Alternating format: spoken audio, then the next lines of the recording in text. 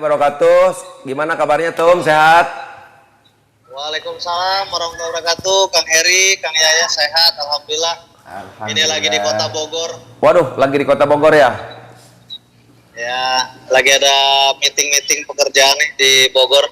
Gimana Kang Heri, Kang Yaya?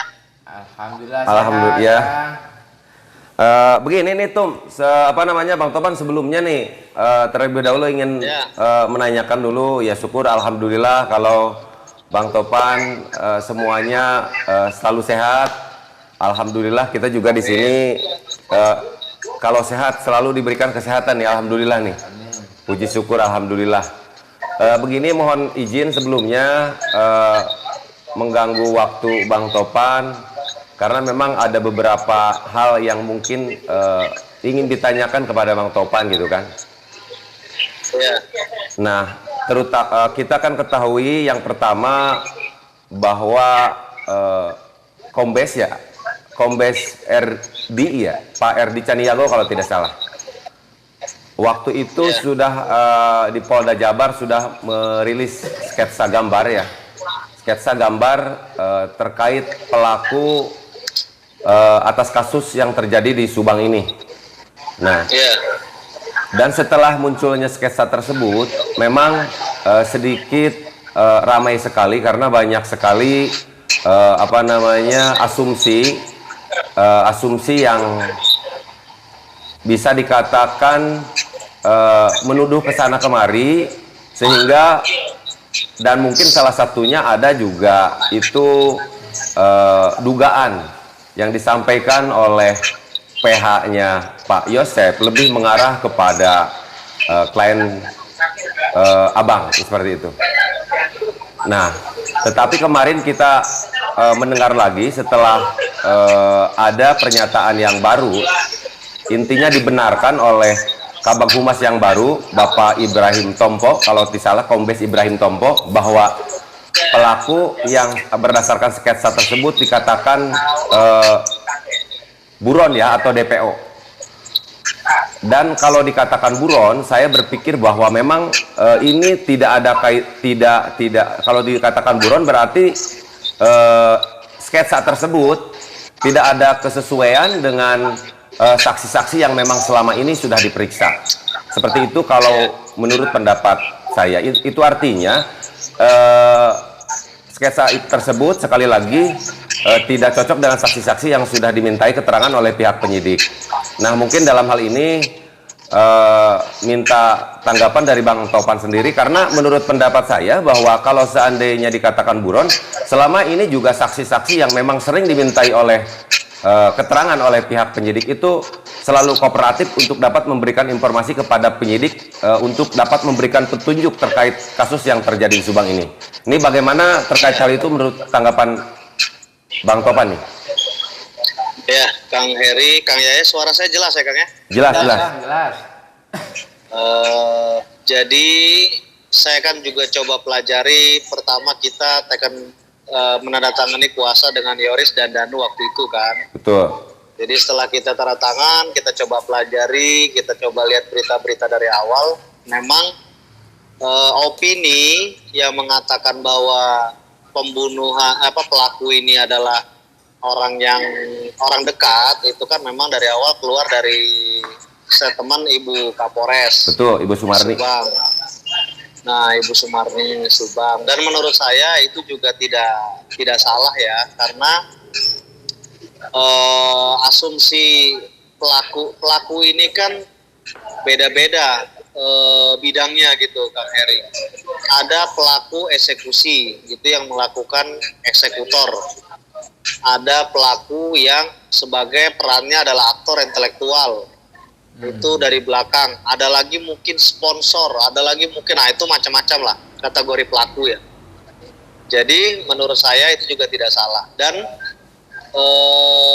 yang terbaru seperti yang Kang Heri sampaikan terkait statement Kabid Humas yang baru, itu juga menurut kami satu progres yang bagus. Dengan disampaikan bahwa sketsa ini adalah salah satu pelaku, bukan pelaku tunggal ya, menurut kami ini salah satu pelaku, karena pelakunya ini pasti banyak Kang Heri. Pelaku ini lebih dari satu.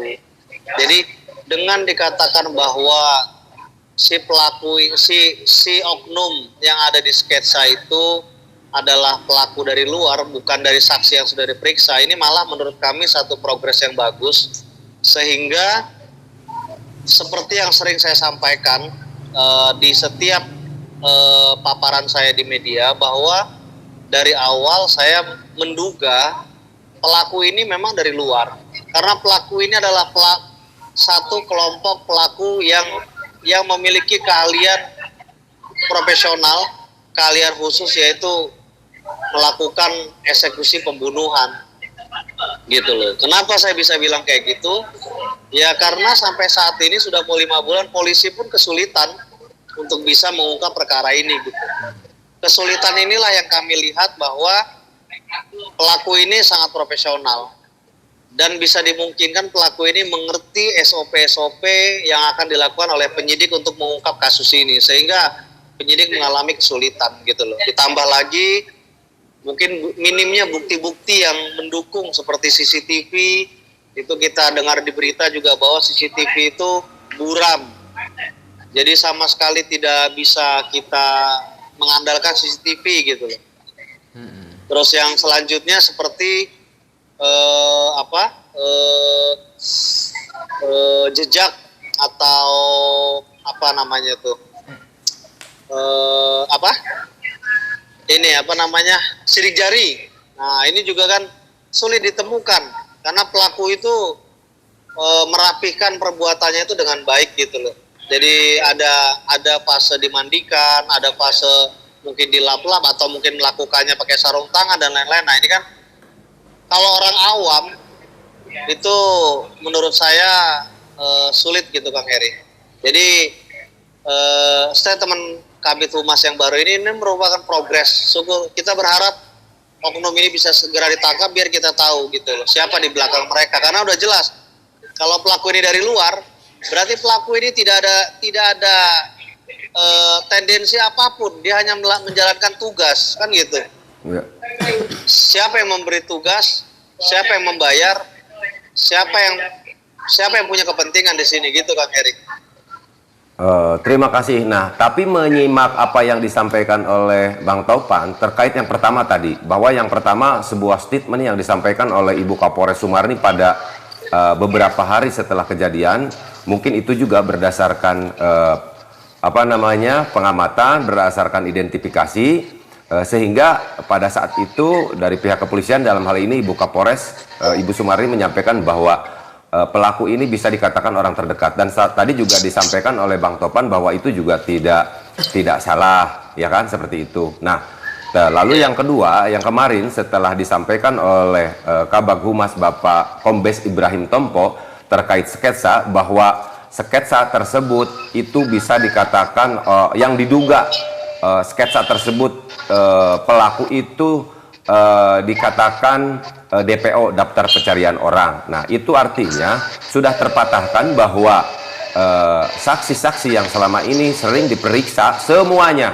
dalam memberikan keterangan kepada pihak penyidik, baik di Polres Subang waktu itu maupun di Polda Jabar, sudah terpatahkan oleh statement tersebut. Tetapi mungkin seperti apa yang disampaikan oleh Bang Topan tadi, bahwa ada pelaku eksekutor, ada yang menyuruh, ya kan, atau siapa yang membayar.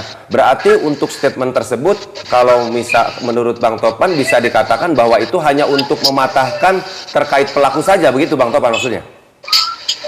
Jadi begini, yang pertama terkait statement Kabid Humas yang baru. Kalimat Kang Heri tadi bagus, bahwa terpatahkan semua opini-opini yang selama ini beredar.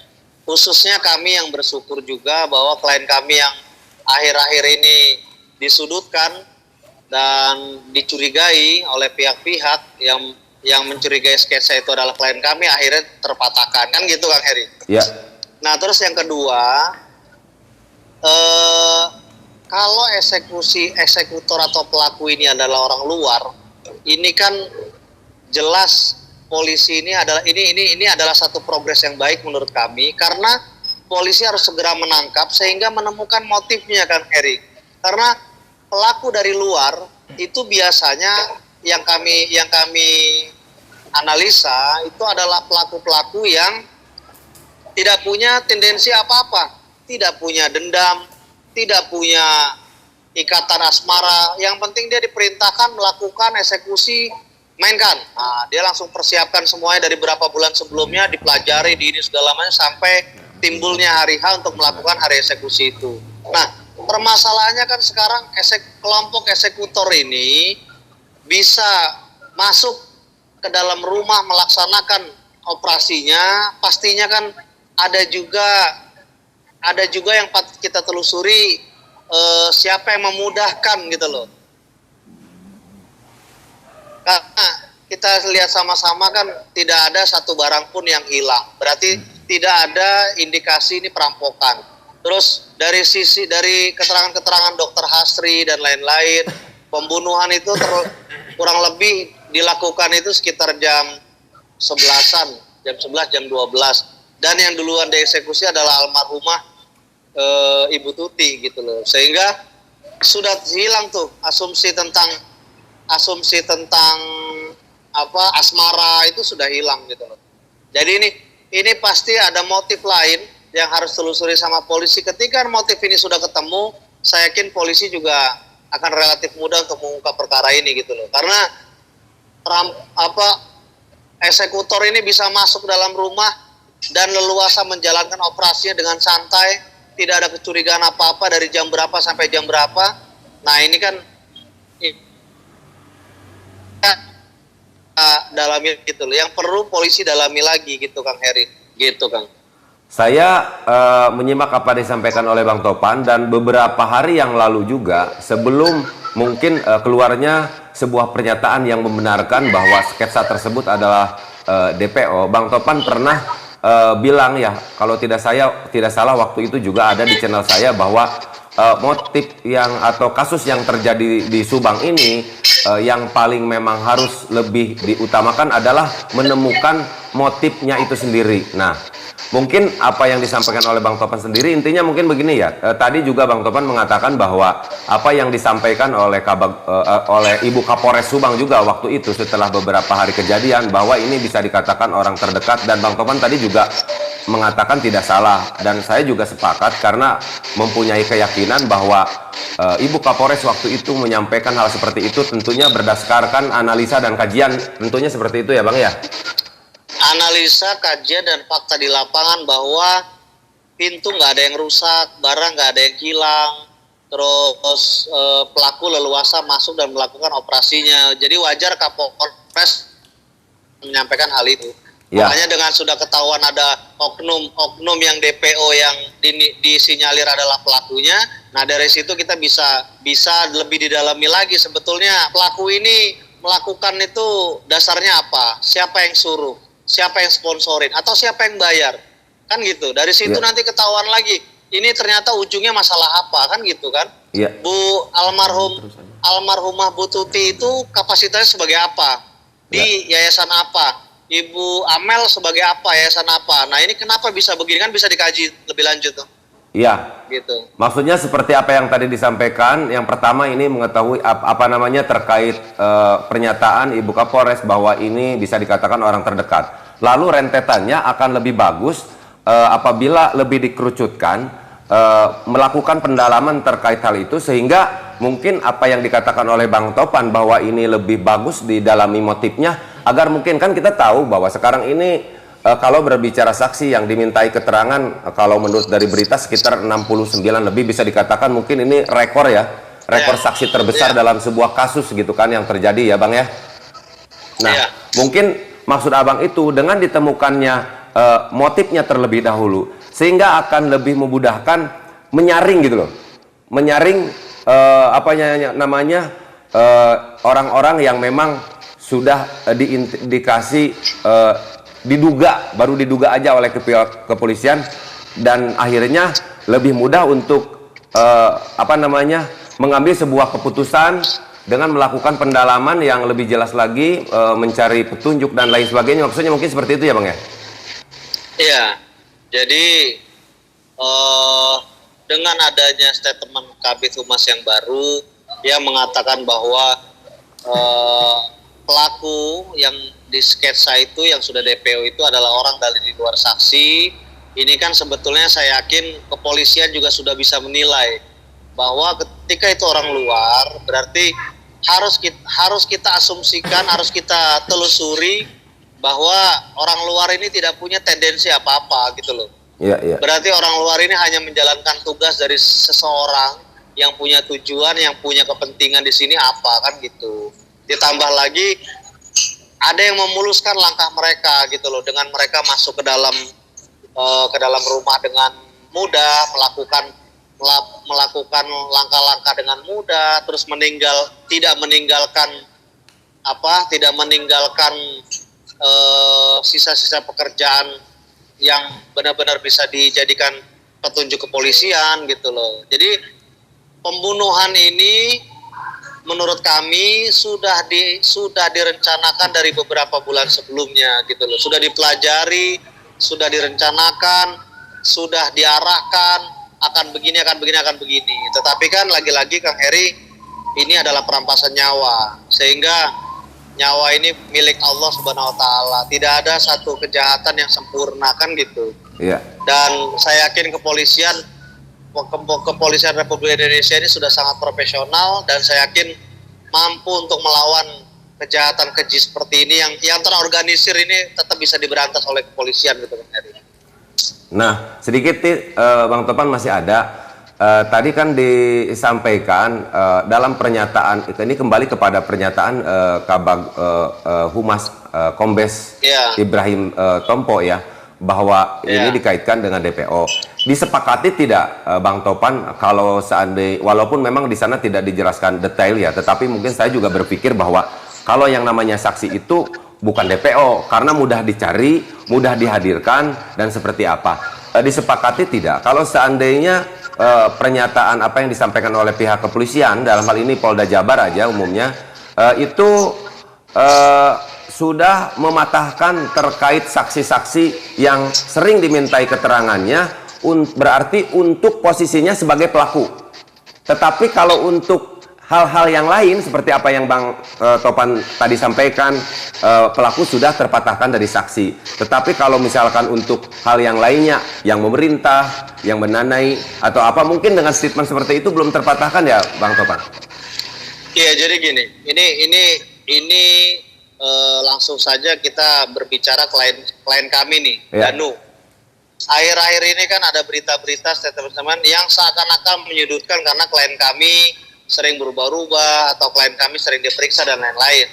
Maka dengan ada statement dari Kabid Humas yang baru yang menyatakan bahwa oknum di sketsa ini atau pelaku ini bukan dari bagian dari saksi, ya sebetulnya ini sudah mematahkan tuduhan-tuduhan itu gitu Kang Heri, bahwa ya itu bukan Danu kan gitu, karena Danu adalah saksi. Terus yang kedua, karena ini sudah bicara motif, ini sudah bicara tujuan, ini sudah bicara kepentingan, orang atau kelompok yang berani mengorbankan nyawa seseorang demi kepentingannya, ini pasti kepentingannya besar. Gitu loh Kang Heri. Bukan hanya kepentingan semata, bukan hanya sakit hati semata, itu nggak ada. Ini pasti sakit hatinya besar. Bagi sakit hati besar itu, dendam besar itu atau kepentingan besar itu yang sifatnya global. Sifatnya global itu kayak kepentingan besar lah. Dan saya yakin untuk seorang klien kami Danu yang hanya posisinya seperti itu dan karakternya seperti ini dan emang udah jelas-jelas masih istilahnya masih anak-anak, saya rasa jauh sekali dari motif-motif itu gitu Bang Heri. Nah Bang Topan, seperti apa yang disampaikan oleh Bang Topan, kenapa saya juga menganggap bahwa Danu itu masih anak-anak? Karena kenapa? Karena kan saya sering sekali sekarang dengan Bang Yahya, dengan semuanya bareng mendampingi Kang Danu di sini. Dan saya tadi mengatakan anak-anak kenapa? Karena biasanya kalau yang namanya orang tua itu kan biasanya itu dia itu berpikir lalu bertindak, bukan bertindak lalu berpikir. Tetapi karena Danu ini ya dengan kapasitas seorang Danu gitu kan, bukan seperti apa, sehingga dia disuruh misalkan itu dan ini juga terkadang suka langsung aja pergi gitu kan. Makanya kemarin saya bilang kepada Danu, klien Bang Topan nih, kalau disuruh sama saya sekalipun kamu itu harus berpikir dulu, kira-kira saya itu menyuruh apa? Kalau seandainya benar dan tidak salah, kamu berangkat, gitu. Walaupun sebetulnya saya juga tentunya tidak akan menyuruh hal yang tidak baik tentunya. Nah, tapi yang sedikit menarik nih Bang, terkait apa yang tadi disampaikan oleh Bang Topan, bahwa Danu itu apa namanya dikaitkan dengan dengan kapasitas seorang Danu ini. Tadi kan dikatakan bahwa kalau untuk pelaku sudah terpatahkan dengan ada sebuah statement yang disampaikan oleh pihak kepolisian, dalam hal ini Polda Jabar yang disampaikan oleh Kabag Humasnya. Nah, ini tadi siapa yang mendanai, terus motifnya apa dan seperti apa. Saya semakin yakin kalau seperti itu, karena dari awal juga memang saya mempunyai keyakinan ya bahwa Danu itu tidak bersalah. Apalagi kalau misalkan ada keterangan dan ini juga disampaikan oleh pihak kepolisian, dan kita juga tentunya Abang melihat juga ya klien Abang seperti apa, ini persoalan kapasitas.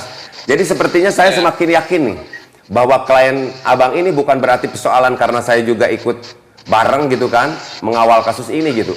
Jadi saya semakin yakin bahwa klien Abang ini terpatahkan, dan kalau untuk pelaku mungkin pada dasarnya siapapun orang bisa lah. Karena kalau untuk pelaku tidak ada kaitannya dengan kapasitas menurut saya. Karena orang yang seperti apapun bisa melakukan. Tetapi kalau ini sudah berbicara kepada siapa yang menyuruh, kepentingannya apa, saya rasa klien Abang tidak memiliki kapasitas deh untuk itu gitu Bang. Iya, sepakat saya. Ya, sepakat, alhamdulillah. Memang kami juga meyakini itu Kang Heri, dan saya yakin masyarakat juga bisa menilai lah.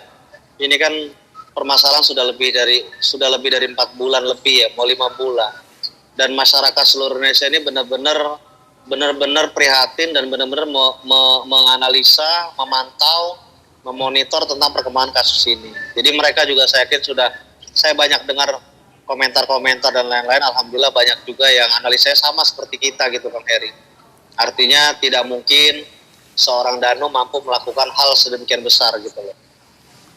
Gitu Kang Heri. Iya Bang, dan izin Bang ini karena saya mau izin juga karena mungkin di lapangan bukan apa-apa, karena intinya saya juga menjaga amanat dari Bang Topan untuk bisa minimal memonitor Danu lah sebagai klien Abang kan, seperti itu. Tetapi mungkin di sini juga saya itu kan Danu itu sekarang sudah punya channel Bang nih ya.